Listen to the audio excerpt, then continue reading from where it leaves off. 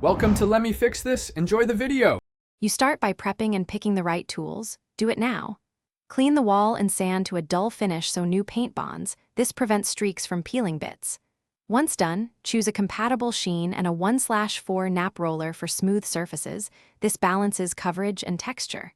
Make sure to thin paint only as recommended, about 5–10%, so it flows evenly without sagging. Mix thoroughly to eliminate lumps, because poor mixing is a common streak cause and must be avoided. You now begin painting. Load the roller evenly. Aim for about 60–70% coverage so it doesn't drip but spreads well.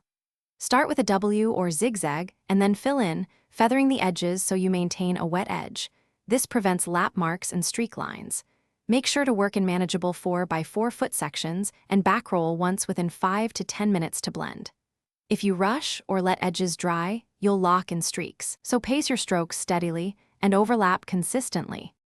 You finish by inspecting the surface under raking light to reveal streaks or ridges. Sand any small imperfections with 220 to 320 grit and wipe the dust off.